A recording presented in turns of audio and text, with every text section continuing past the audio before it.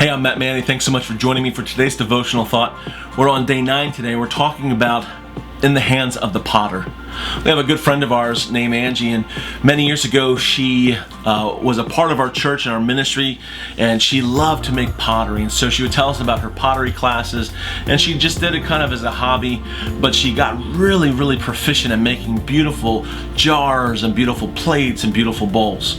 One year for Mother's Day, she offered to go ahead and make these little clay jars that she had created over dozens of different classes over the years, and she went ahead and had them painted and glazed, and then she brought those for Mother's Day and put little plants in those. They're beautiful, gradient going from gray to blue to green to brown, and just beautiful little pieces of pottery. When we had one of our kids, she came over and brought us a meal with the birth of one of our kiddos, and she brought a beautiful salad in this great big clay bowl that she had made, and she said, by the way, just go ahead and keep the bowl. And I love being able to have that. We still have that bowl to this day. When it comes to making pottery, though, making clay, it's more than just a kid's kind of Play-Doh kind of experiment.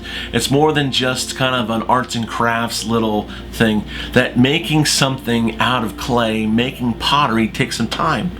When it comes to making a piece of pottery, there are 3 keys to working with clay. The first one to remember is it's messy. The first reminder is it's messy, so wear comfortable clothes. Wear clothes that can get dirty, because when you're working with clay, you have water flying and there's clay going around, and it just can get really messy. It also takes time and patience. It takes patience to go ahead and work with the clay and figure out how much to press it and how to press down on it and how to move it and mold it and shape it. And it takes patience working with it to learn how to sculpt it in such a way to make it usable. And last of all, realize that it won't be perfect.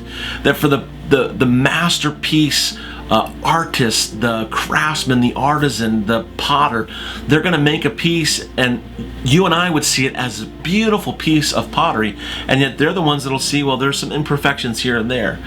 And yet we find this, that it's messy, it takes time and patience, and it's never going to be perfect, and that's okay.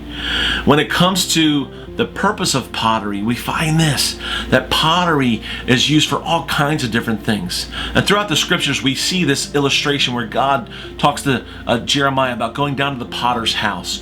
We see in the New Testament where God talks about that different vessels, Paul talks about different vessels are made for different uses.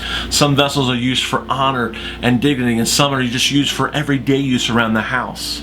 And what some people struggle with is, what if the purpose of their life has passed? What if they're kind of that piece of clay that, well, it kind of got off kilter and went flying off the wheel? Now what? When it comes to working with clay that needs to be repurposed after it's been hardened, they say that there's 3 ways to fix it. You have to start by moistening that hardened clay and kneading it. Knead it to start working with it once again. Another way is by soaking it in water so it gets soft. And then another way is by adding clay moistener, adding an additive to it so you can go ahead and begin to mold it and shape it. The best news is this for you and me: even if you feel like you've been set aside, maybe you've lost your way, lost your purpose, that God can still use you and work in and through your life. God has not given up on you, so don't you give up on God. We've said this before, that Jesus don't make junk. I know it's not good grammar, but the principle and truth is timeless.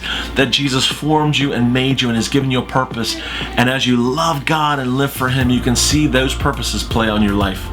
For more encouragement, check out Philippians chapter 1, verses 3 through 6, where Paul talks about he has this confidence that the work that God began in his life, that He'll continue that work on until the day that he sees Jesus Christ. Thanks so much for watching.